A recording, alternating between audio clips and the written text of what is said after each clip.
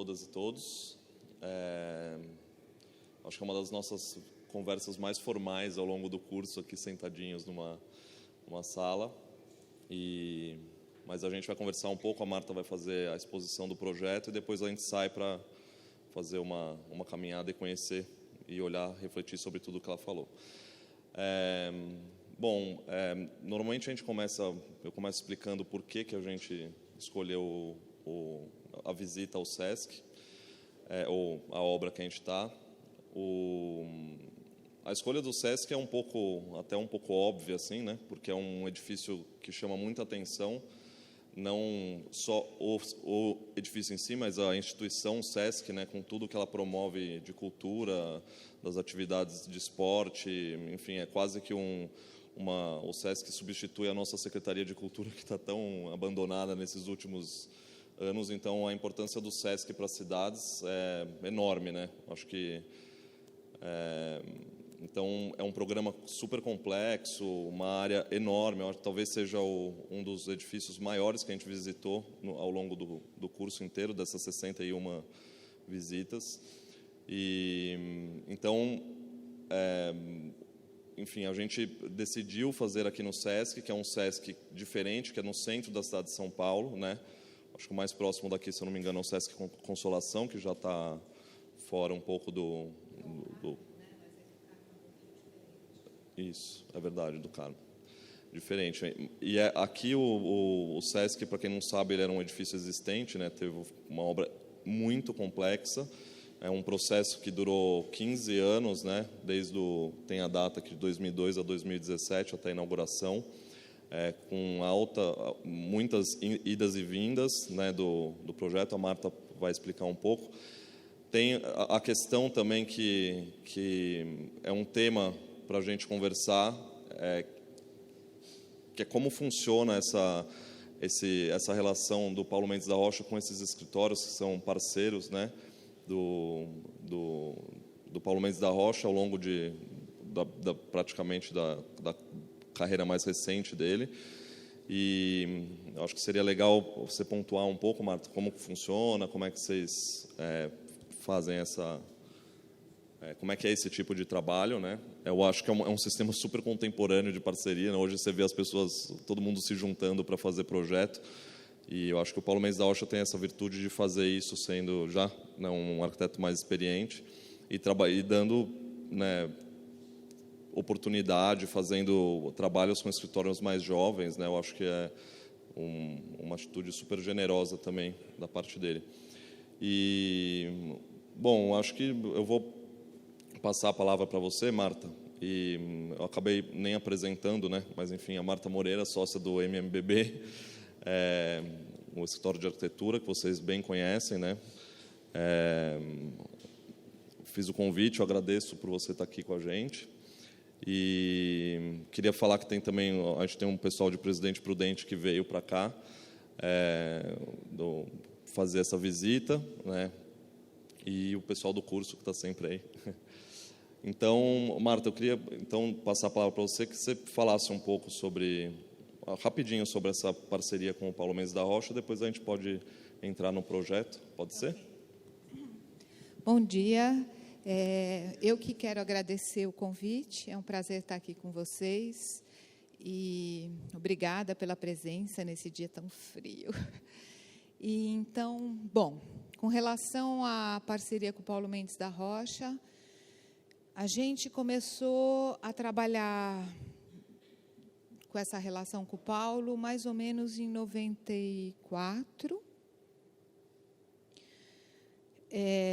fazendo um projeto que era o Corredor Francisco Morato, que, na verdade, a gente convidou o Paulo para fazer o projeto junto, porque a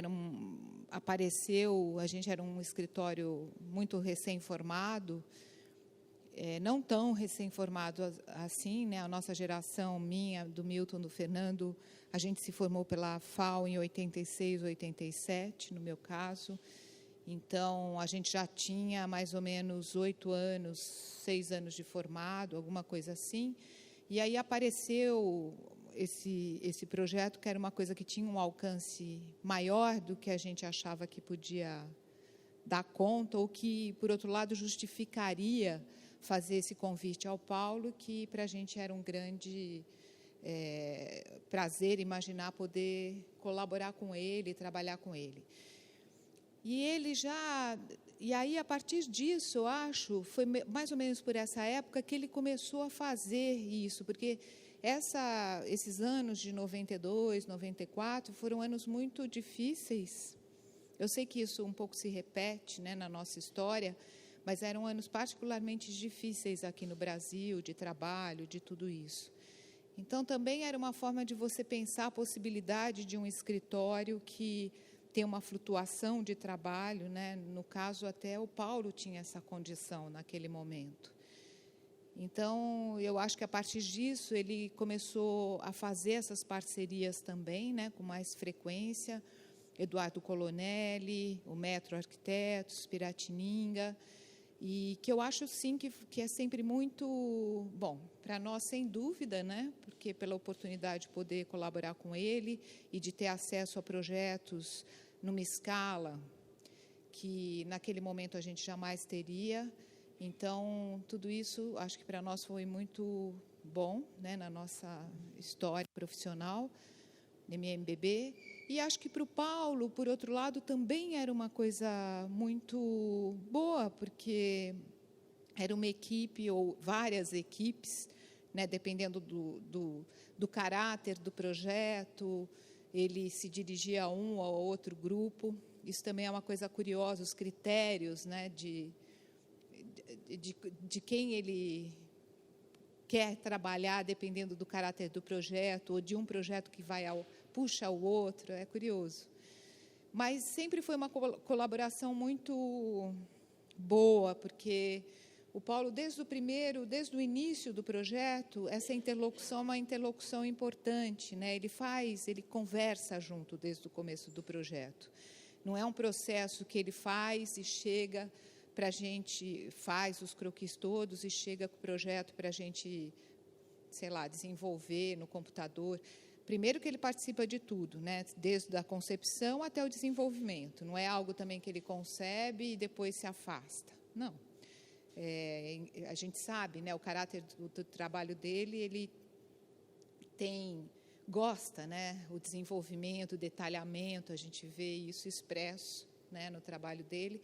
Então, ele acompanha todo o processo e traz a gente junto, né, ao longo de todo esse processo. No caso do SESC 24 de Maio, é um processo muito longo, né, começou em 2002, com o primeiro estudo, a primeira visita, que o Paulo foi chamado e já chamou a gente para ver o edifício da Mesbla, e que terminou com a inauguração em 2017. Né? Então, é um percurso muito longo, uma obra que começou em 2008, um processo de aprovação bastante complicado, né, nos órgãos legais. Depois, ao longo do projeto, eu vou explicando um pouquinho a questão da rampa, né, a existência da rampa que quebra o que se chama de compartimentação vertical, e isso tem que ser cumprido, a questão da segurança do ponto de vista dos bombeiros, com outros dispositivos. Né? Então, a gente tem um sistema de controle de fumaça no edifício inteiro em função disso. Isso foi uma longa conversa com os bombeiros e também com a prefeitura. Né? Então, e uma obra também que era muito delicada, porque todos os edifícios estão no limite dos lotes aqui no centro. Então, você está com a proximidade de um patrimônio que está aí construído, que você precisa fazer a obra grudadinho, né, nele, com muito cuidado. Então, é um processo que foi longo. Bom, vamos começar a falar do projeto. Eu propus para o Marco fazer essa apresentação, porque como é uma reforma, às vezes é difícil compreender de que forma isso foi feito, né? O que é o prédio existente, o que é novo. Então, por isso que eu achei interessante a gente fazer essa apresentação. Eu não vou me demorar muito para que a gente possa ir visitar, tomar café e tal. Então, esse era o edifício existente, o edifício da Mesbla, que foi construído na década de 40, essa primeira parte que a gente vê aí, que fazia a esquina da Dom José de Barros com a 24 de Maio, e que depois teve uma ampliação que nas plantas a gente vai ver bem, da década de 70. Quando a gente veio conhecer o edifício, esse edifício estava abandonado há muitos anos, né? No final da década de 70, a Mesbla faliu e o edifício ficou fechado e desocupado, né? Por muitos anos. E aí era essa condição do edifício. Não tinha nenhum interesse em especial do ponto de vista do patrimônio arquitetônico, mas sim do patrimônio construído. É lógico que, sendo um edifício de loja sobre loja, né, o térreo e o mezanino, e depois era um edifício como um edifício de escritórios, que era usado como administração, como um certo depósito da Mesbla. É muito difícil a gente imaginar essa adaptação, né, de uso, um uso tão diferente. Então, logicamente, se considerou a demolição do edifício. Agora, quando você se considerou, foi conversado, foi feita uma avaliação do ponto de vista das estruturas do edifício existente, tudo isso foi feito. Agora, quando você considera que é um patrimônio construído no centro da cidade, a gente considerou que era uma coisa a ser mantida, afinal de contas, né? Porque você não pode também dizer que vai arrasar tudo para refazer tudo de novo. E que tinha um interesse poder imaginar a transformação, né, desse patrimônio. O Paulo hoje gosta de dizer que o SESC é uma ocupação, né, como acho que de fato é. É um edifício que tinha outro uso, que foi totalmente reciclado do ponto de vista da utilização e do programa. E também o que reforçou a ideia de se manter o edifício original é a existência desse vazio, né? O edifício, ele é como uma letra U assim, né? A gente vai ver nas plantas. Então, ele é como, aqui é a esquina, essa é a Dom José de Barros, a rua 24 de Maio. O edifício existente está com a estrutura marcada em cinza e o que está marcado em negro é a estrutura nova. O que está achureado de sépia é tudo que foi demolido, né? A área que foi demolida. Então, o que se manteve foi essa parte do edifício que progredia uniformemente os 13 pavimentos. Aquela cúpula da foto anterior, ela está aqui nessa porção central.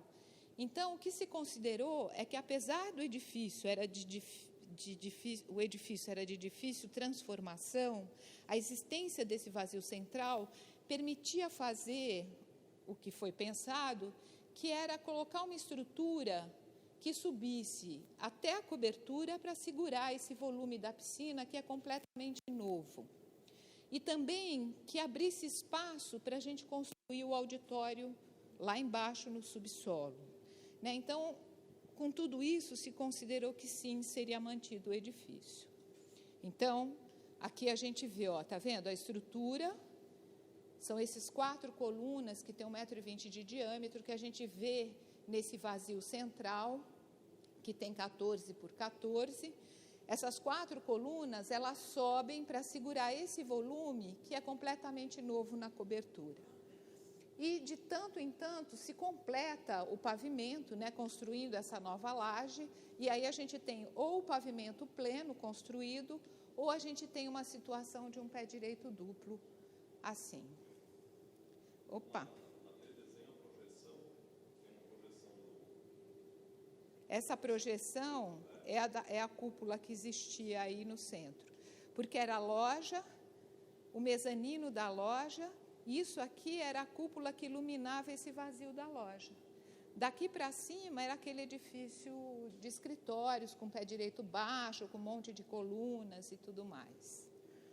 Aqui a gente vê bem, essa é uma foto da obra, a gente vê bem o vazio constituído e esse é o último andar do edifício existente. Daqui para cima é tudo novo, né? Então, na próxima foto, a gente já consegue ver isso, que é a projeção do tanque da piscina. É uma piscina de 25 por 25. E esse é o andar que hoje era o último andar, né, a cobertura do edifício existente, e é onde é o jardim da piscina que vocês vão visitar. Então, digamos, essa foi a primeira estratégia adotada para se resolver o projeto, né? piscina na cobertura ao sol e como conseguir realizar, né? Piscina na cobertura, teatro no primeiro nível abaixo do térreo e como conseguir realizar, do ponto de vista construtivo, essa manobra, né? Então, é como um edifício dentro do outro. Opa! Então, aqui a gente consegue ver bem, né, essa questão que eu estava falando do volume. Inclusive, ele tem um outro alinhamento, ele está ortogonal ao sistema de rampas que está aqui atrás, e o edifício existente está aqui no limite das duas ruas, né, onde ele está implantado. Aí, como organizar esse programa num edifício nessa situação vertical? Então, o teatro, como eu falei, está logo nesse primeiro nível abaixo da rua, com uma ligação direta, né, com a calçada, inclusive imaginando que a unidade pode estar fechada, mas o teatro ainda funcionando até mais tarde. Administração, logo no primeiro pavimento, porque isso também é um partido do projeto, ou seja, colocar as pessoas que são responsáveis pelo funcionamento de todas essas atividades logo ali, visível, né? Não perdidas em algum lugar que você nunca sabe bem onde é, não, claramente colocado ali. O restaurante num nível que é um nível que já tinha um pé direito um pouco mais alto do que todos os outros andares. A convivência como um terraço aberto, que não tem caixilhos, e esses blocos de programação, né? Então, a biblioteca, exposições e oficinas, ou, se quiser imaginar, a biblioteca, a convivência e o restaurante, são atividades que estão relacionadas, né? Você vai almoçar, depois você descansa um pouco na convivência, lendo um jornal, ou na biblioteca. Então, assim foi se organizando o programa, né? Exposições, oficinas, as oficinas que são de arte, elas olham, né, o espaço da exposição. A gente está aqui, né, nesse espaço da biblioteca, nesse andar da biblioteca. A odontologia, que é um programa em si, os esportes, a dança, depois o jardim da piscina, que complementa o programa da piscina. E aí o que foi imaginado é que os elevadores, eles poderiam, a existência do sistema de circulação em rampa, eles não precisariam parar em todos os pavimentos. Eles podiam ir parando, por exemplo, né, você para no pavimento da convivência, sobe um lance de rampa para a biblioteca ou desce um lance de rampa para o restaurante. E assim por diante, né? Poderia ter 3 ou 4 paradas. Isso é uma questão de programação, o SESC não adotou isso, porém, eles fizeram uma coisa interessante, que eles fizeram um elevador expresso, que tem a mesma concepção, né, desse funcionamento. As pessoas têm como destino o jardim da piscina muito, porque muitas pessoas fazem, acho que o que muita gente faz é subir ao jardim da piscina e ir descendo o edifício em rampa, com a rampa, né, pela rampa. Então, eles fizeram um elevador expresso que vai do térreo ao 11º. Opa, fica pulando. Aí, uma coisa importante que eu já mencionei, né, digamos como um segundo partido importante, uma decisão importante, é fazer para um edifício com um programa dessa natureza uma circulação que tenha uma lógica e um funcionamento que vá além do que a circulação de escada de segurança e elevador, né, uma circulação eficiente, possa cumprir. Então, a gente considerava fundamental que a circulação fosse uma continuação do passeio da calçada e que você fosse, ao longo dela, achando os diversos endereços, né, que são os programas que vão se desenvolvendo pelos andares. As fotos, tem fotos do Nelson Con, fotos da Ana Mello, fotos do Galpido, elas estão um pouco misturadas, né, mas são fotos dessas 3 pessoas, e depois vai ter também do Michael Wesley, que essa, por exemplo, é uma foto da Ana Mello. Opa! E aí tem esse caixilho também, que ele é o limite do edifício, né, nessa porção do lote, e ele tem uma resolução, acho que muito bonita, porque é muito simples do ponto de vista da realização, né? A barra maciça, essa treliça espacial que é leve, ele se fixa nas rampas, saúde. Então, está aí essa relação dessas transparências que você vai vendo a cidade, né, através dela, acho que é bem interessante também. Depois, a questão do térreo, isso foi um outro partido, né, essa região do centro da cidade, outro fator importante, né, digamos, na decisão. A região do centro da cidade, ela é toda coberta por essas galerias, né? Então, aqui a gente tem a Galeria do Reggae, Galeria do Rock, Galeria Guatapará, Galeria R. Monteiro. Então, você vai cruzando essa região do centro por dentro das quadras, né? O térreo do SESC, ele reproduz exatamente essa situação. Hoje, por exemplo, no plano diretor, a gente tem os espaços de fruição que reproduzem, né, ou eles levam as pessoas a construírem situações como essa no térreo. Então, o que a gente considerou é que isso é a praça do SESC. Ela não é inteiramente aberta, porque ela tem esse volume que conforma o volume da esquina, né? Ela conforma a esquina e ela faz a praça contida, aberta, de passagem livre, mas contida dentro do edifício. Essa relação, né, essa janelona bem na esquina com a cidade.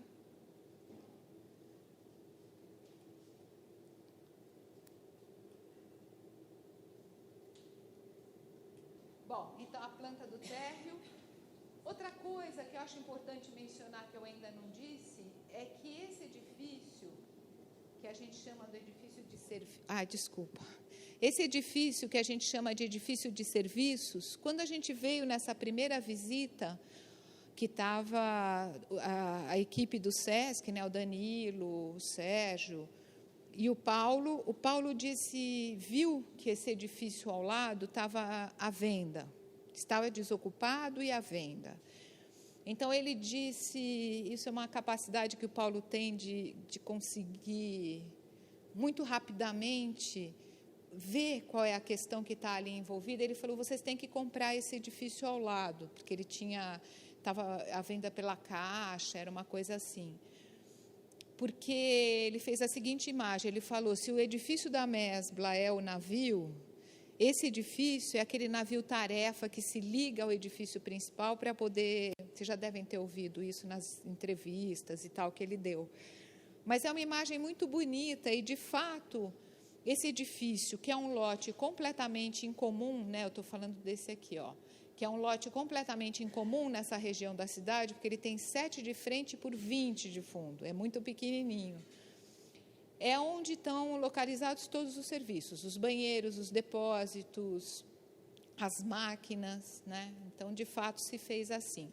A escada que se liga diretamente da calçada com o teatro embaixo, a praça do SESC, esse volume que tem no térreo é uma caixa d'água, a tal da caixa d'água inferior. Ela estava localizada no subsolo do edifício de serviços, mas, no decorrer da obra, se fez uma pesquisa na fundação, na estrutura desses edifícios. Esse edifício que está colado é um edifício que tem uma fundação muito superficial, né? Ele é antigo, e aí se considerou que não se deveria escavar demais tão próximo a ele, né? Então, a gente vai ver que existe, sim, 2 níveis de subsolo, mas que a caixa d'água obrigaria uma escavação muito maior. Isso se deu já com a obra em andamento, né? Então, a caixa d'água veio parar aqui no térreo.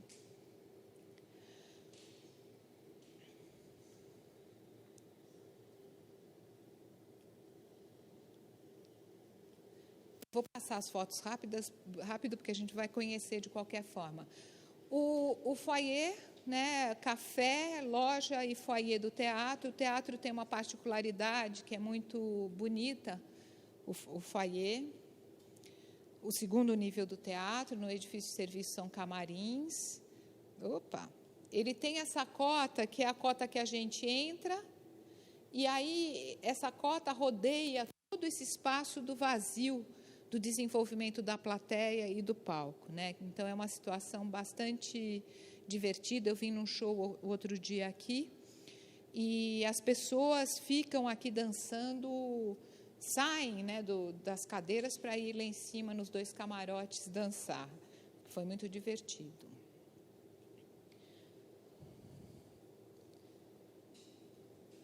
Depois, a administração, como eu disse no primeiro pavimento, o vazio, né, que interliga esse nível com o térreo, o restaurante, que está naquele nível que tem um pé direito um pouquinho maior, o espaço da cozinha, que é grande, né, é uma parte de serviço muito grande, a forma do funcionamento dos restaurantes do SESC acaba obrigando a isso, o edifício de serviço, os sanitários. Essa relação também, lembra que eu falei do controle de fumaça? Esses dutos aqui são os dutos desse sistema, que depois vão sair por aquele duto lá no vazio da piscina. Então, isso foi o que permitiu que a gente conseguisse realizar a circulação em rampa. Essa relação sempre de muita proximidade com os edifícios, né? As ruas aqui no centro, elas não são ruas muito largas, então essa coincidência de cota, inclusive, é muito bonito, né? Essa condição na cidade. O terceiro pavimento é a convivência.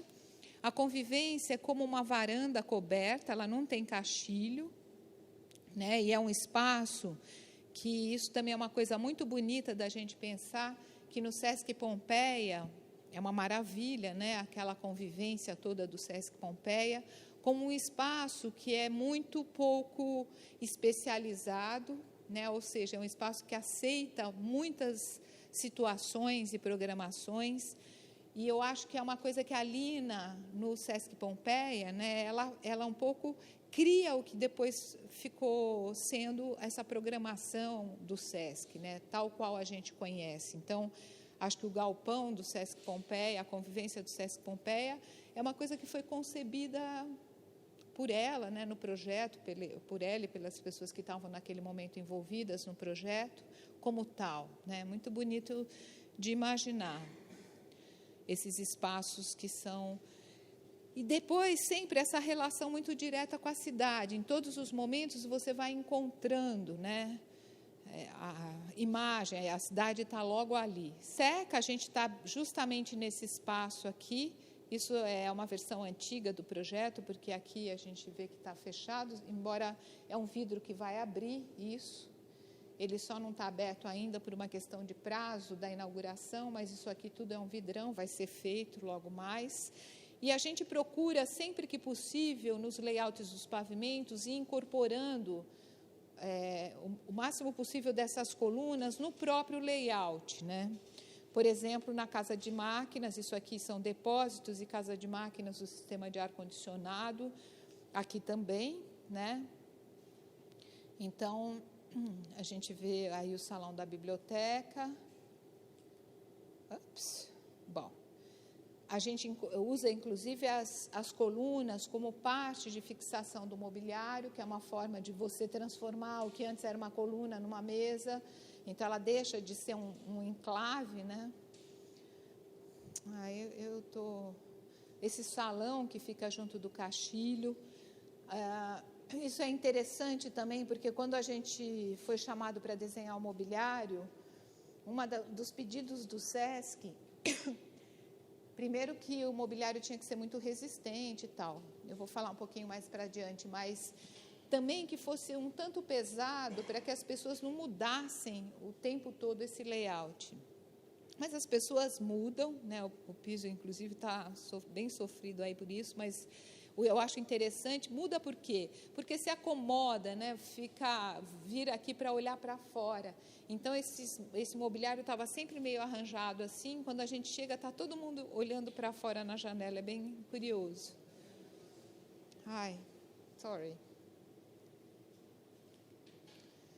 As exposições, que é um andar totalmente livre. As máquinas, por exemplo, das exposições, vão estar no andar de cima, para que a gente pudesse ter esse andar totalmente livre. O vazio das exposições, esse centro, para que o salão da exposição tivesse esse vazio de 14 por 14, com um pé direito duplo. O andar das oficinas de arte, que estão relacionadas com a exposição.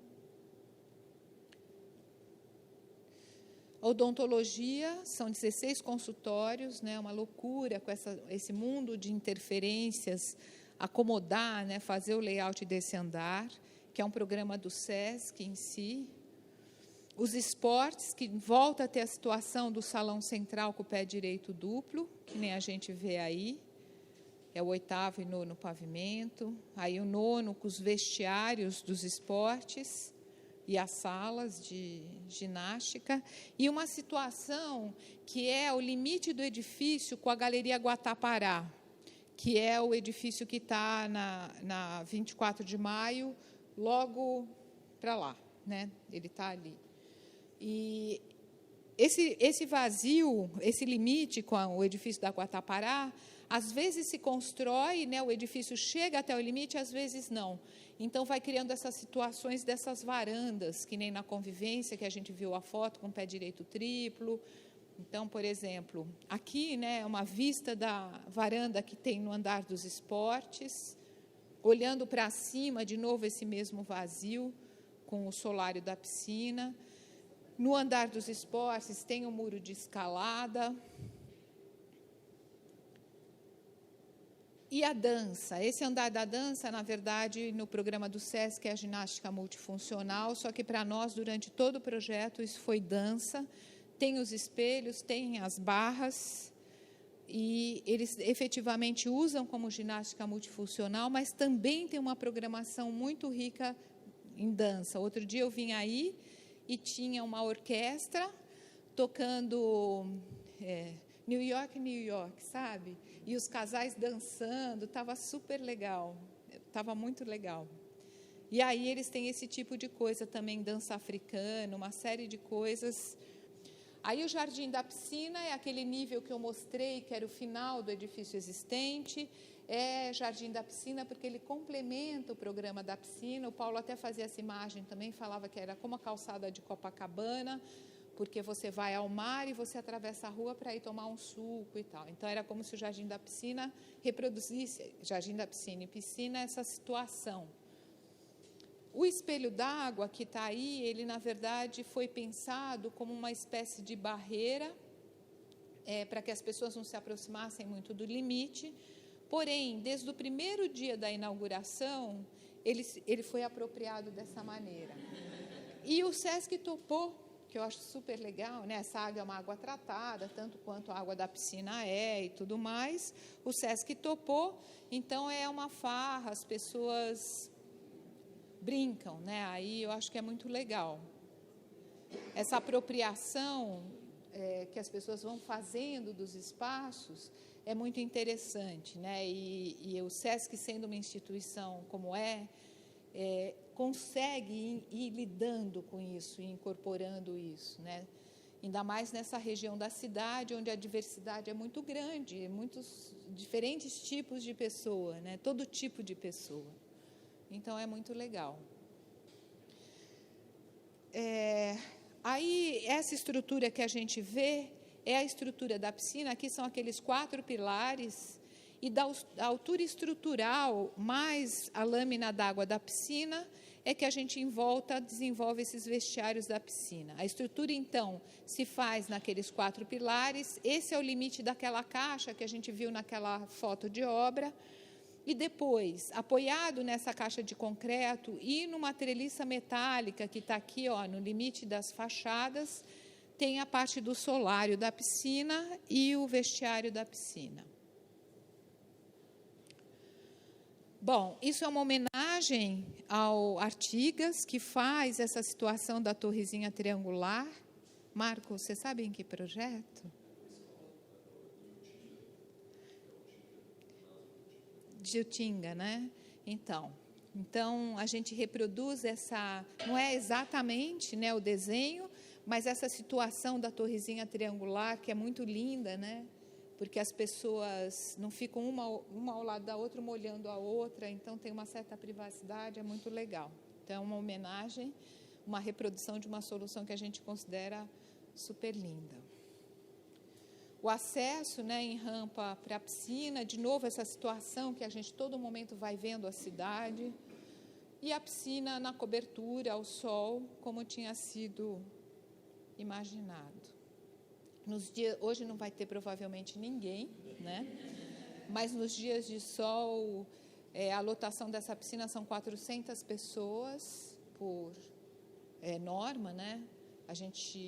É a lotação máxima e fica bombando, as pessoas ficam esperando para subir. Então, é muito bonito imaginar essa situação de uma piscina no centro de São Paulo, nessa condição, que seja para todo mundo, né? Ou, digamos, praticamente para todo mundo, né? Porque a piscina, como todas as outras unidades do SESC, ela é restrita a quem tem a carteirinha do SESC, é o comerciário. Só que, principalmente nesse lugar da cidade, é muita gente, né? Porque é serviço, principalmente. Então, é isso. Aí, rapidamente, eu queria só passar pela questão do mobiliário. Essa é uma foto da obra, que eu gosto muito, porque essa situação, as pessoas vão procurando essas situações de conforto, né? Criando situações de conforto. Essa é uma foto da exposição da Bienal de Veneza de 4 anos atrás, certo? Não, agora é de arte, não é? Então, 2 anos... bom, enfim. Não é a última Bienal, foi a anterior. E eles faziam a Bienal... o Pavilhão do México era todo sobre um assunto lindo, que eu acho, que são essas ferramentas que são desenvolvidas em obra para resolver problemas, né? Então, por exemplo, a gente vê aí uma serrinha, uma pá de mexer concreto, tudo feito com ferro de obra, ou seja, com material que está ali acessível. E aí, na obra aqui do SESC, que era Mendes Júnior, né, a construtora, existia essa ferramenta aqui, que é um tripé, que é maravilhoso, né? 3 pontos definem um plano, então é a situação mais estável que se pode criar, né, numa situação de piso totalmente instável de obra, com esse chifrinho, que é uma coisa usada como apoio para muitas coisas, né? Então, eles apoiam canos ou as canaletas de instalação nas diversas alturas, inclusive. Um dia o Paulo veio à obra, muito antes de ser chamado para fazer o mobiliário, ele veio à obra e falou: vocês têm 2 desses aí, porque eu queria fazer uma mesa na minha casa. E aí a Mendes Júnior falou, claro, mandou entregar e tal. E aí ele fez a mesa na casa dele, né, com os 2 tripés. Quando veio a encomenda, a mesa já estava pensada, digamos assim. Então, o que a gente fez, o SESC tem uma questão muito grande, que é um uso absolutamente intenso, né? Imagine que são 10 mil pessoas por dia, mais ou menos, né? A frequência, às vezes mais, que tem a necessidade de uma manutenção grande também, né? Então, o móvel tem que ser resistente, ao mesmo tempo você tem que poder limpar muito bem, tem questões ligadas a percevejo, pulga, carrapato, porque, enfim, é uma diversidade enorme de usuários. Então, a questão da decisão de usar um material, né, que é o aço, uma mão de obra praticamente única, porque não é que tem tem alguma coisa em madeira, os tampos, por exemplo, mas não é que tem o estofador, o fofo que vai dentro, o tecido, o prego, a fixação, né? Então, é praticamente um trabalho de metalurgia, né? Essas fotos são do Michael Wesley. Então, a gente tinha lá a mesinha triangular, né, com aquela peça, o tripé que eu descrevi, os desenhos técnicos, o protótipo. No desenvolvimento do mobiliário, isso para a gente foi uma certa novidade, né? Desenvolver todas essas peças. O protótipo foi fundamental. O primeiro protótipo que a gente fez dessa mesa, o Paulo até brincou, falou: nossa, essa mesa está ótima para mexer caipirinha, porque você fazia assim na ponta e ela mexia inteira, né? Então, aí, ajustar o desenho, fazer as pegas mais curtas, a associação entre as mesas triangulares. Essas fotos são do Michael Wesley, que é aquele artista que coloca em exposição, né, um tempo, eu não sei quanto tempo ele usou aqui. Então, o que é estático fica estático, o que é móvel vira essa... Depois a cadeira, né, com o mesmo raciocínio, chapa de aço, barra. No caso da cadeira, não é barra essa cadeira que vocês estão sentados, né? É um tubinho, o assento não é de aço, é de alumínio, porque a cadeira é uma coisa que a gente mexe o tempo todo, né? Depois teve uma questão, eu não sei se vocês estão xingando agora ou não, mas que o aço ele é muito condutor de temperatura, então num dia frio ele pode estar mais gelado ou menos, mas tem uma pintura que leva a microesfera de cerâmica que atenua essa questão, né? O pé, que é uma peça, a peça do assento que se acopla a ele. Então essa situação também de sempre que possível, de novo, usar a própria arquitetura, né, o existente para fazer fixação de mobiliário, Aí o sofá, que também, né, o que é um sofá no caso do SESC? Aí o que se imaginou foi essa estrutura que recebe, isso são vários estudos em maquetinha, né, para se chegar depois no que foi, recebe essas conchas metálicas, né? Então você coloca essas duas barras no espaço, na mesma altura, porque a gente queria a situação de que ela pudesse, né, tá aí. Primeiro a gente fez um estudo, tinha 3 contraventamentos, depois ficou um só no pé central. A gente queria que essa peça pudesse ser colocada de uma ou outra forma, né, nesse suporte. Esse é o sofá que está na frente do teatro. A mesinha, que é outra peça também que se encaixa nesse pé, para que a gente pudesse fazer essa situação da conversadeira, né, que é muito bonita. A poltrona, que tem um outro pé que individualiza essa mesma concha. A poltrona baixa, que a gente muda a inclinação, e ela é a mesma concha que está colocada em outra situação no espaço, com outro pé, né? Depois o banco usa o mesmo pé do sofá, com outra peça de assento, protótipo. A namoradeira, que nem eu falei, né, essa situação que é muito simpática, e o banquinho, que na verdade não tem novidade nenhuma, ele é um redesenho de uma peça que é super conhecida, né? Muito obrigada.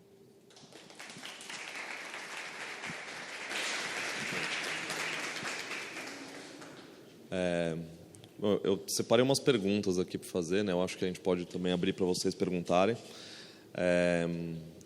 Bom, obrigado, a apresentação muito boa, deu para fazer um panorama geral. Eu sempre, pode ser uma coisa da minha cabeça, mas eu sempre achei que o mobiliário tinha a ver com a treliça da estrutura, né, da fachada de vidro, né? Não sabia que tinha essa origem do tripé da obra.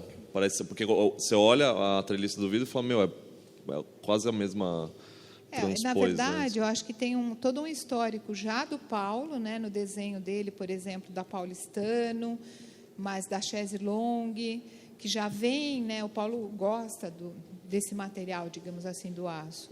E depois teve essa história do tripé, né, na obra, e a ideia de se usar uma mão de obra que é quase mão de obra civil mesmo, né, da indústria de móveis, né, uma mão de obra da construção civil, no fundo.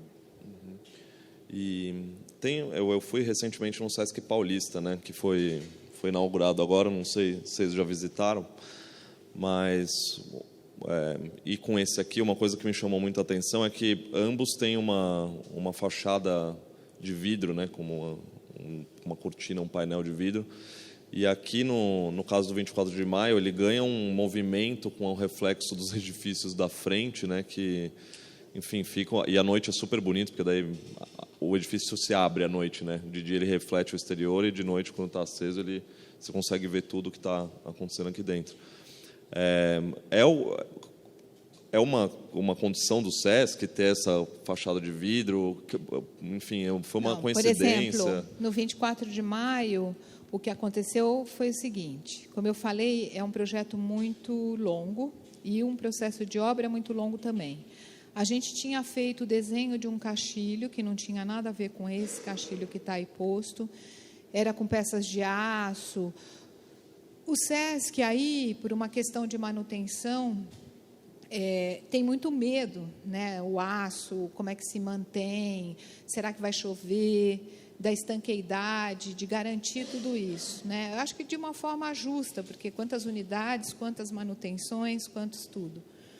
Então, e a gente tinha um orçamento de obra, isso também é uma condição importante, precisa considerar isso.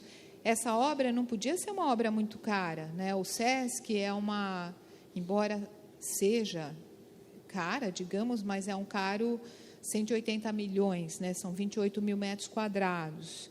Então, é um caro que gira em torno dos R$6.500 o metro quadrado equipado, né? Então, não é um absurdo, é uma coisa bastante dentro, né, do que... Mas existia um orçamento que tinha que ser cumprido, um orçamento que tinha sido feito 2 anos antes, coisas assim. Então, o caixilho, ele é um caixilho, é um sistema que dentro dessa gama, né, dos caixilhos de alumínio, que garantem que tem todas as gachetas e tudo mais que é necessário, que a indústria nacional, naquele momento, tinha a condição de produzir produzir e fornecer, porque a gente também tem que pensar isso que é curioso, uma obra longa, ela pega situações do país que são completamente diferentes. Então, essa obra pegou a construção civil bombando, onde você não achava mão de obra e não achava fornecimento de nada, demorava meses, até uma situação de crise absoluta, onde a oferta de tudo era muito maior e tal. Então, essa convivência, né, a decisão que é tomada em cada um desses momentos, às vezes, se fosse tomada em outro momento, seria diferente, né? Mas esse caixilho, só para te dizer, eu acho que não é uma coisa do SESC, mas é um sistema, uma forma de encarar, né, é uma coisa dentro do que o SESC exige, nesse caso, né, um caixilho de alumínio, um sistema que tenha toda a garantia de estanqueidade, não correr risco em nenhum sentido no que se refere a isso. Tem que abrir, né, não pode ser uma pele que não abra, tem que abrir, porque tem a situação renovação de ar, tem um sistema que também está ligado ao sistema de segurança, né, o sistema de controle de fumaça, ele está conectado a um sistema de entrada de ar. Se o controle de fumaça vier um dia funcionar, claro que espera-se que não, né? Mas se ele um dia vier, tem que ter a entrada de ar. Então, os caixilhos se abrem para que esse ar possa entrar e poder sugar, né? A entrada de ar é que vai limpando de fumaça, limpando a fumaça dos pavimentos.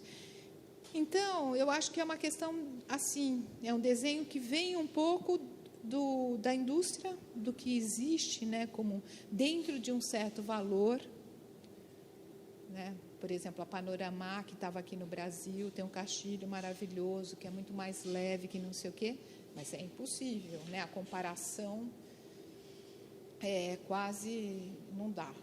Né? A gente fez um orçamento, inclusive, mas era impraticável. E depois a questão do vidro, do nosso ponto de vista, se esse vidro pudesse ser absolutamente incolor, teria sido maravilhoso, mas tem a questão da película, da proteção, do sol, do sombreamento, da condição. E de verdade, acho que aqui no 24 de maio não era uma grande preocupação, né? Porque eu acho que o edifício ele é uma coisa que tem essa dinâmica de funcionamento interno e a ligação com a cidade que se dá todo o tempo, né? A gente, todo momento, você está vendo, você tem perspectivas da cidade, mas ela se dá por essa questão, acho que muito mais interna do que um edifício que é para ser visto, digamos assim, né? Tem todos esses raciocínios aí. E tem outras 2 questões que enfim, para mim, uma das questões que pega muito assim desse processo todo é o projeto foi feito em 2002, né? Acho que como é que é esse amadurecimento de 2002 para 2017, né? Certamente a gente muda. Espero, né? E como é ver um projeto que foi desenhado em 2002? Eu lembro quando eu trabalhava no Piratininga, a gente começou a fazer o projeto dos museus da USP, que era um projeto também da mesma época, mais ou menos, do um pouco depois do SESC, mas era assim, a gente foi fazer o executivo de um projeto que o Paulo tinha desenhado há 5, 6 anos atrás, e ele tinha diversas questões já com aquele projeto, que estava num terreno diferente, enfim, outros pontos, mas para você, assim, o pessoal do MMBB e tal, acho que você também não pode falar pelo Paulo, mas exato, isso que eu ia falar. falar por vocês, né? Como é que é ver esse processo de 2002 para cá? O que amadureceu em vocês lá dentro do escritório, de processo de tamanho de equipe, enfim, né? Bastante coisa, né? Eu acho que, com relação ao projeto, eu acho que eu posso afirmar, do ponto de vista do Paulo e da gente, que, digamos, as decisões fundamentais, eu acho que elas se sustentam, né? Continuo achando que é fundamental a circulação em rampa. Ela vem se provando, eu acho que vem se realizando de uma forma muito feliz, né? A circulação, acho que, de fato, ela faz uma diferença enorme, o caráter da circulação, a forma como você vai tomando contato com todos esses programas, um edifício dessa natureza. Então, acho que valeu a pena todo o processo que a gente teve, que foi um grande processo de convencimento, né? Seja do ponto de vista do SESC, quanto dos órgãos legais também, de uma negociação. Acho que valeu a pena colocar o controle de fumaça para poder realizar a rampa, por exemplo, né? Então, acho que tudo isso se confirma, inclusive através da utilização, né? A piscina, acho que a piscina estará ao sol, hoje tudo bem, vai ter 2 meses que vai ser pouco frequentada, porque está frio, mas o resto do ano é uma maravilha, né? Essa condição de você ver as pessoas é completamente diferente de você estar numa piscina que está coberta, que não tem essa relação tão franca com a cidade, né? Essa situação um pouco surreal de você estar lá naquela plataforma de água no meio do centro de São Paulo, a 100 metros do Municipal, ela é incrível. Acho que ela cria situações de surpresa, ou de surpresa no sentido positivo da palavra, né? Então, acho que tudo isso se confirma. Agora, a gente pode questionar coisas, por exemplo, referentes ao processo construtivo. Eu não sei se o edifício de serviço, hoje, eu penso, talvez pudesse ter sido um sistema muito mais pré-fabricado, né? Muito embora a estrutura aqui não fosse simples, porque a rampa, que também é um sistema independente, né? Ela está apoiada, ela está contraventada na torre de elevadores e no edifício de serviços. Mas talvez a gente pudesse ter pensado em sistemas muito mais pré-fabricados, né? Não o concreto, talvez. Às vezes eu fico me perguntando coisas assim, né? Acho que a piscina não. Acho que a piscina é difícil imaginar, porque tem toda essa questão do contraventamento, não é uma estrutura simples, né? A piscina pesa, a água pesa bastante.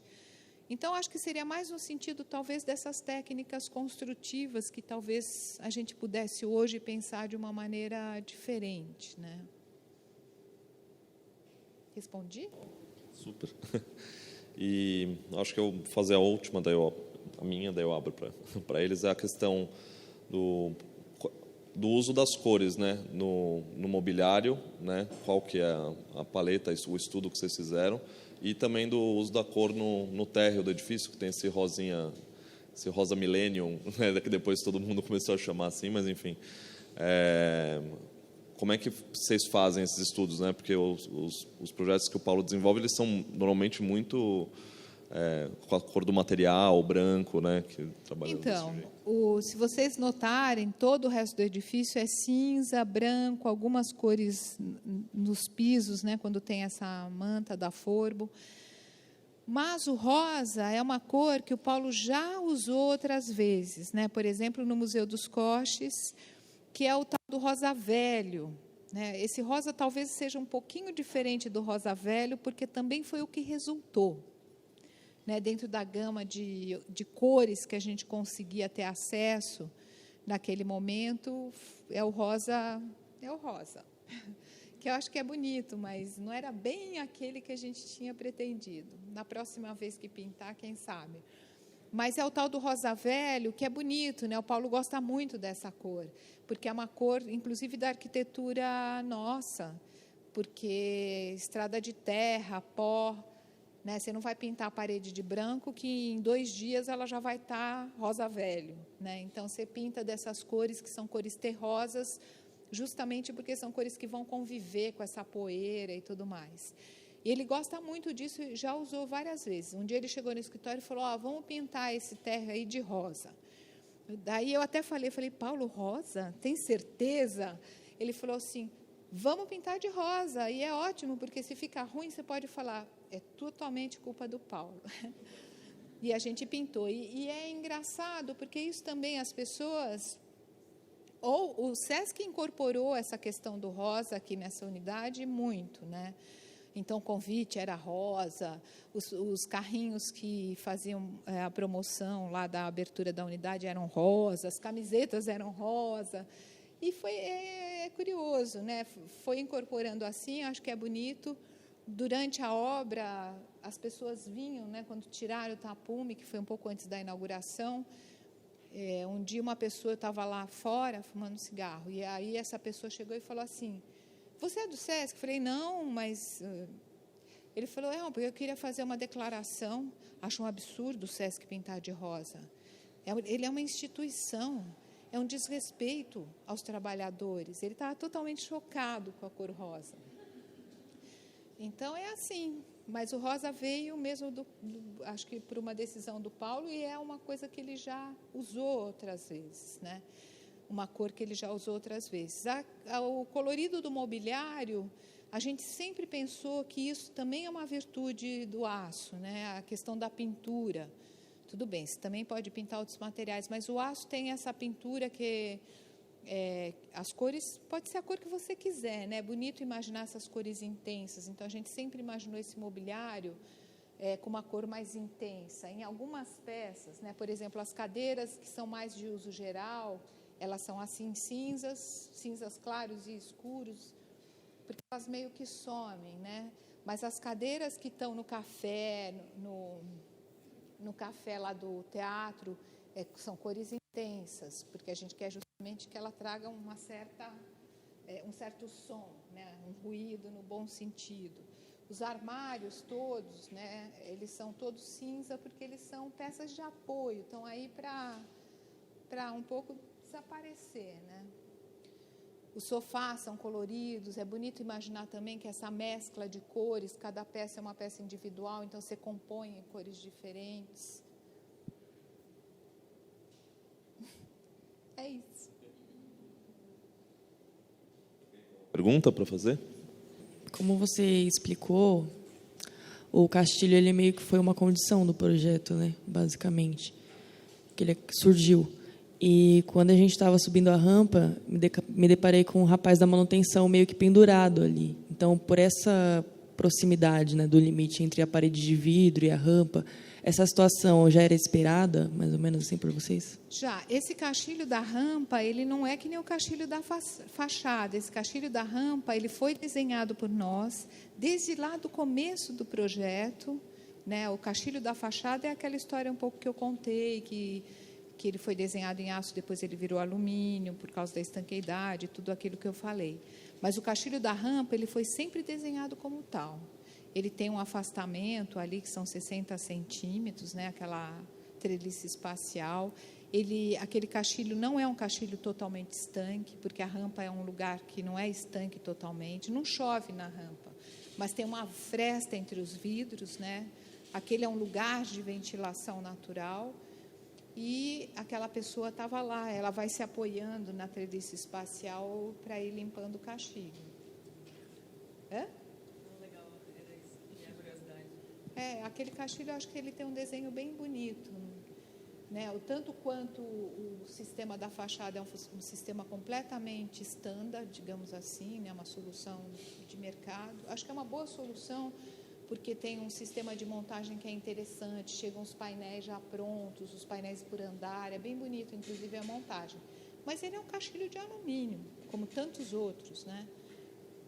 O castilho da rampa, não. O castilho da rampa tem um desenho, ele foi pensado, quem fez a estrutura aqui foi o Zavem, né? Que era um maravilhoso engenheiro. e que desenhou junto com a gente, porque tinha que pensar o desenho, não só o desenho, mas a forma de montagem, né? Não era tão simples assim, a rampa está a cada 7 metros só, porque ela é uma rampa que vence o desnível inteiro entre o andar, não é o tipo de rampa que vai e volta, pelo menos a situação mais uniforme dela. Então, esse sim é um desenho, digamos assim. Era isso, obrigada.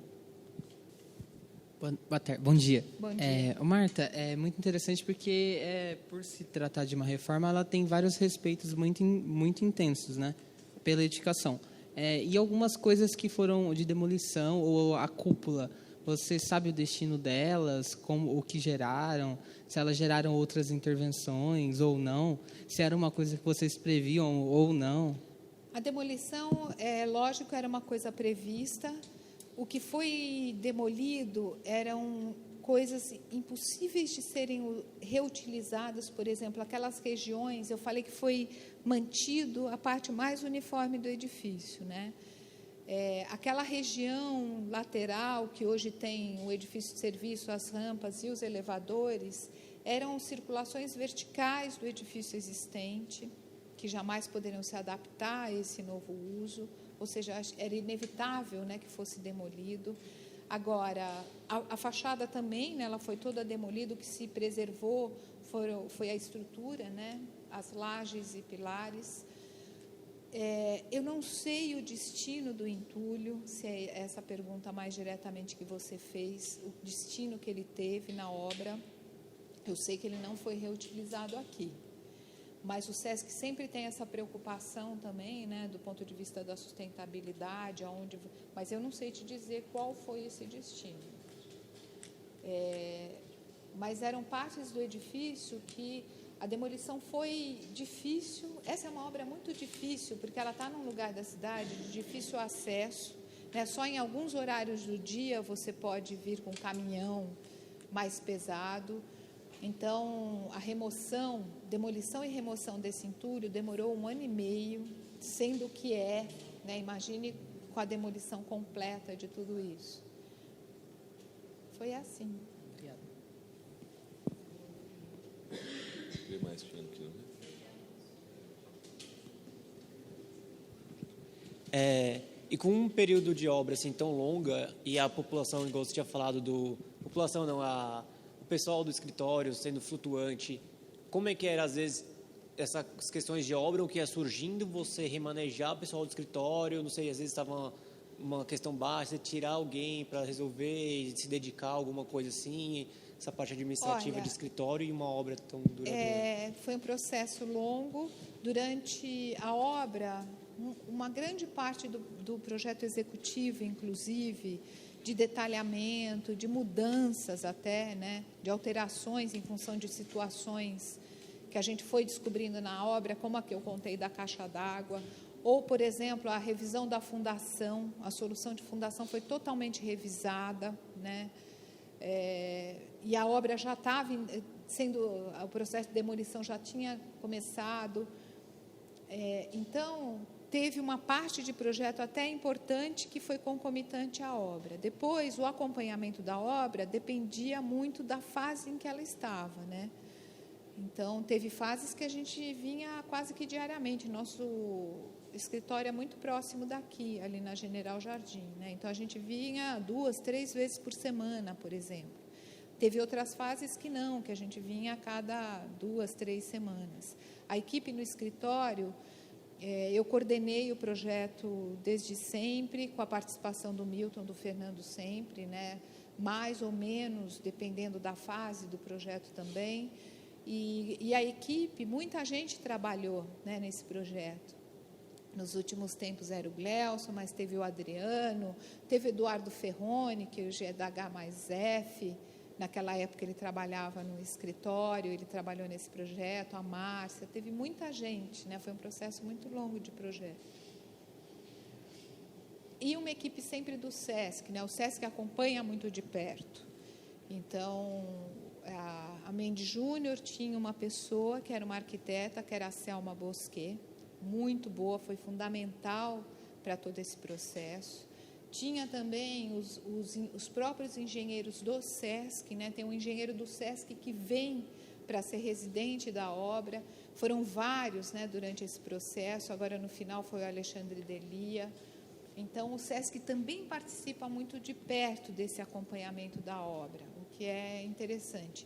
A parte toda de mobiliário, o SESC também tem uma equipe, né, que é coordenada pela Celina, que também acompanhou de perto todo esse desenvolvimento. Eu queria chamar a atenção do papel do SESC também nisso, e eu acho que a Celina tem muito a ver com essa ideia, quanto é que ele promove essa questão do desenho também, que não é fácil, né?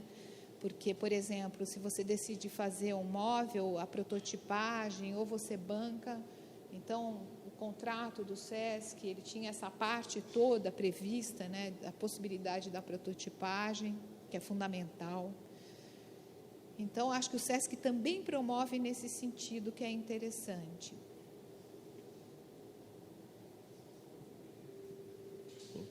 É legal isso que você falou sobre o SESC, porque a diversidade de arquitetura, né, que o SESC promove, né, tanto tem o Kronisberg Vanu, que tem o SESC Pinheiros, que é do Miguel Juliano, daí Lina, daí Paulo e vocês, aí agora os concursos recentes todos, né? E não tem uma linguagem que vamos fazer sempre igual, né? Tem uma proposta de incentivar o desenho, não só do mobiliário, como você estava falando, mas até o desenho de cidade, né? Porque você chega numa escala aqui de você poder propor uma abertura de térreo, como as antigas galerias, esse espaço de fruição, uma discussão contemporânea de implantação do edifício no centro da cidade, né? Que é de tirar o chapéu, assim, ter alguma instituição que faça isso. Eu vim aqui na abertura, na inauguração, estava lotadíssimo, né? E estava misturado morador de rua que eles deixaram entrar, que não barraram ninguém, com o prefeito e o governador que estavam andando pelos andares. Foi muito emocionante, assim, estar aqui no dia da abertura e ver que não tinha nenhum tipo de discriminação, sabe, obviamente ficavam um monte de segurança andando pelo prédio, mas é um edifício público, né? De uma instituição que... Então... E continua a ser. Eu acho que essa questão do acesso é muito franco. As pessoas acho que se sentem muito à vontade. E a rampa também imprime essa dinâmica, que é interessante. Talvez uma pessoa se sentisse um pouco constrangida de entrar num sistema, de entrar no elevador, né? Porque é uma coisa que, de alguma maneira, te faz ir, chamar, esperar, entrar, ficar confinado. A rampa não, a rampa acho que dá essa dinâmica muito confortável, né, de frequência.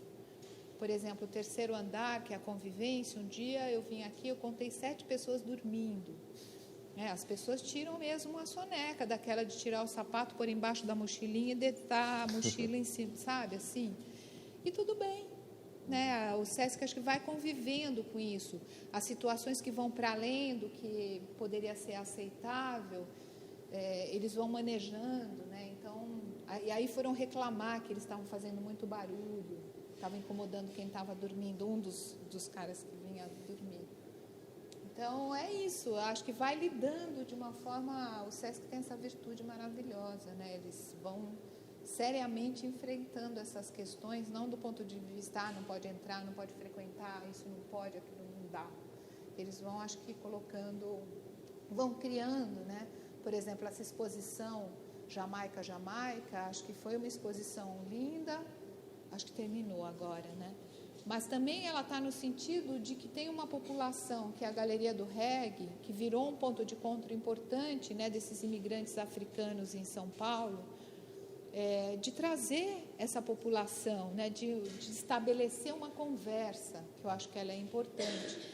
Então, acho que também tem essa virtude de, dependendo do lugar onde estão, né, o SESC, você começar a imaginar ou reinventar a programação de forma a você ir estabelecendo esse diálogo, né? Seja com o lugar da cidade, seja com a população que frequenta esse lugar. Oi, eu queria perguntar sobre como se deu a construção do programa do projeto. Assim, eu não conheço todos os SESCs daqui, eu conheço só o Pompeia, mas me parece que não é um programa padrão, né? Assim, aí eu queria entender se parte do SESC, essa construção, se ele já determina o que ele pretende para essa sede, se tem a ver com a região onde ele está instalado, ou se o escritório também tem abertura nisso. E, só por curiosidade também, eu sou de Minas, moro em Belo Horizonte, e lá o SESC é totalmente diferente daqui. O SESC lá é uma sede campestre. Então, tem em BH e tem em algumas cidades do interior, e não tem esse tipo de equipamento urbano, público, embora tenha uma carência desse tipo de serviço no centro de BH. Tem o Sesc Palladium, que é um teatro, tem teatro e biblioteca, mas não tem essa variedade de uso. Então, eu acho que o Sesc São Paulo tem uma história, né, que está muito ligada à figura do Danilo Miranda, né, que eu acho que, junto com toda a equipe do SESC e junto com essa equipe que vem sendo construída, né, durante todos esses anos da existência do SESC, mas que eu acho que tem muita responsabilidade, né, com relação a esse sucesso do SESC no estado de São Paulo. Eu acho que eles têm também uma verba que é significativamente maior, né, porque é o estado de São Paulo, porque é uma porcentagem dos impostos pagos, mas acho que, além disso, né, eu acho que é uma questão de política mesmo, né, de concepção. E eu acho que o Danilo sempre foi uma pessoa que promoveu com bastante energia, né, esse sucesso do SESC em São Paulo. Eles têm uma programação que é uma programação já muito pensada, né, pelo SESC, é uma programação do SESC. Com relação ao programa mesmo, né, da unidade, a questão da mistura de equipamentos culturais com equipamentos esportivos, por exemplo, isso também acho que é uma novidade. Acho que a gente vê em muito poucas situações ao redor do mundo que se mistura tão francamente essas duas questões, né? A cultura e os esportes no mesmo edifício, por exemplo, né? Eu acho que, de novo, eu acho que a Alina com o Sesc Pompeia, ela contribuiu muitíssimo na concepção do que poderia ser esse programa do Sesc, né? Principalmente no sentido do que se chama da convivência, esse espaço, como eu estava dizendo, sem uma programação tão fixa, um espaço que seja tão disponível a que coisas possam ser imaginadas, inclusive coisas que se alteram ao longo do tempo, né? Então, acho que construir a concepção do SESC com lugares que possam ser menos especializados e mais disponíveis, talvez seja uma coisa desejável, né, do ponto de vista de uma instituição como o SESC. E depois, aqui, por exemplo, acho que teve coisas que foram discutidas. Por exemplo, não existe uma quadra como assim conformada, né? O 8º andar tem uma situação de pé direito duplo central, que eles montam situações de jogos e tal, mas não é uma quadra como tal, né? Constituída exatamente como tal, nas dimensões e tal, porque seria impraticável. Tem a dança, como eu contei, né? A gente criou um espaço onde a existência dos espelhos, da barra, o tipo de piso, é possível você imaginar uma atividade ligada à dança, né, com toda a gama de variações que isso possa conter, que não é um programa, digamos, do SESC, dança, mas que aqui existe o espaço que está disponível para isso, digamos, também, né? Então, essa questão da música, por exemplo, né, a dança e a música, porque essa região é uma região da cidade, da origem do hip hop, a Galeria do Rock, a Galeria do Reggae, o Largo do Paissandu, historicamente, né, os músicos, a boemia paulista estava toda aí. Então, isso também acaba imprimindo uma certa identidade, né, uma programação do teatro muito ligada à música, essa questão da dança que eu estava contando. Por exemplo, tem uma situação em São Paulo que eu acho muito linda, porque são essas apropriações também, né? O Centro Cultural Vergueiro, você conhece?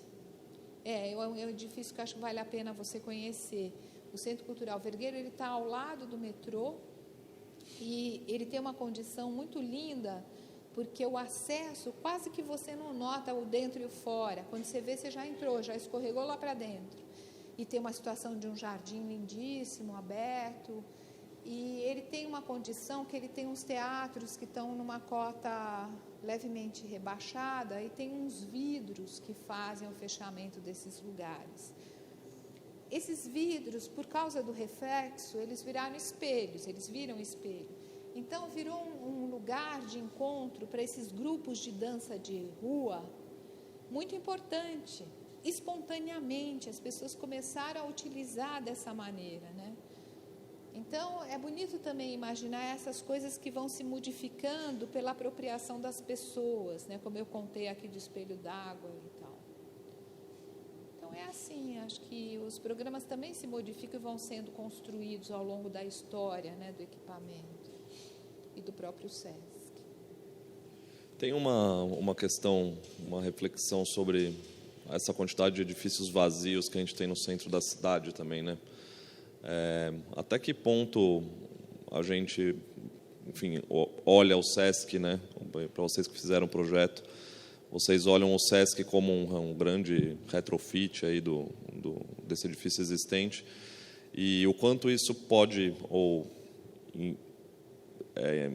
não sei, transforma essa discussão sobre aproveitar os edifícios e transformar em edifícios que eram, sei lá, lojas ou antigos cinemas ou teatros, enfim, em habitação, por exemplo, entendeu? Vocês acham que o SESC também incentiva esse tipo de discussão quando você olha, era um edifício que era uma loja com pés direitos baixos, não sei o quê, e hoje em dia é um baita de um programa cultural cheio de atividade com pé direito duplo, que foi transformado pelo desenho também, né? Você acha que tem essa discussão ou é uma... Não, eu acho que sim. Acho que essa discussão é super atual por causa da questão das ocupações e tudo isso, né? Então, acho que a transformação desse patrimônio na zona central construído, que não é fácil, né? Não é de fácil adaptação, é difícil, dependendo do uso, né? Para habitação, não. Eu acho que ela tem que ser feita, ela tem que ser promovida, e eu acho que o SESC, sim, a existência desse edifício, o SESC vir para esse endereço, completamente promove essa questão, né? Mas acho que sim, acho que esses edifícios têm que ter novos usos, a gente tem que reocupar. São muitos edifícios que estão vazios, né? A questão da moradia, por exemplo, morar no centro da cidade, transporte público, emprego, não faz sentido, né? Tem que se modificar para poder reconstruir esse centro da cidade, né? De uma forma viva, ativa. Não que ele não seja ativo, ele é super ativo, certo? E ele o centro tem essa característica curiosa, né? As pessoas vêm de muitos lugares da cidade para o centro de São Paulo. Não é só essa população que mora ou trabalha aqui. Vem porque vem ao centro, né? Gente, vamos passear? Vocês não estão já cheios de ficarem aqui sentados assim? A gente vai conversando no caminho, né?